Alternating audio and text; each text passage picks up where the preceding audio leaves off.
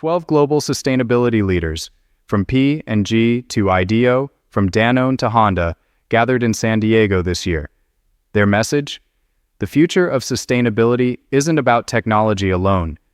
It's about people, engagement, and connection. Welcome to ESG Japan Daily. I'm Joel. Today we explore what these leaders see ahead, and we'll look at their insights through 5 reasoning lenses that reveal how change often happens. 1 stakeholder bridge. Hear every voice. Speak to all ears.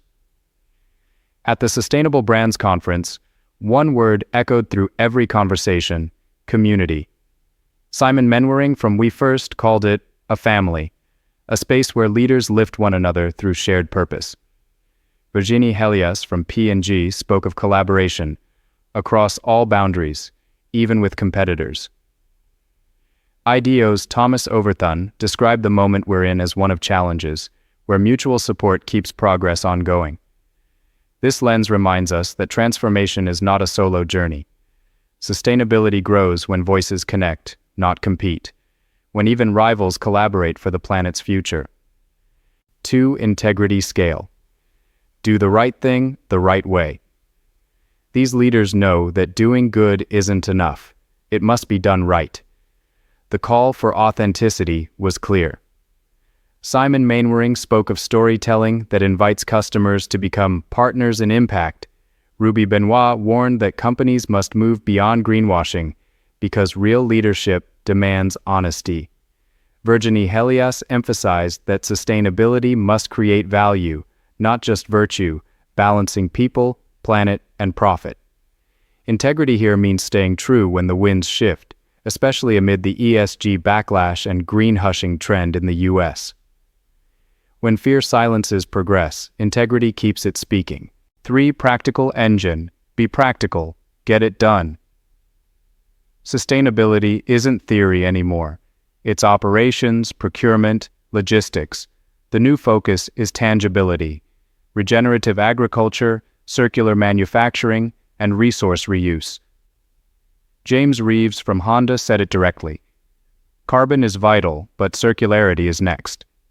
Danone's Roxanne Clement added, sustainable food must prove it's better, for your health and for quality. Leaders are showing that sustainability only scales when it makes business sense. As Helias put it, delight consumers, customers, shareholders, and society. That's the new quadruple bottom line: practical, measurable, and real. 4. Horizon mapper. See systems. Connect the dots.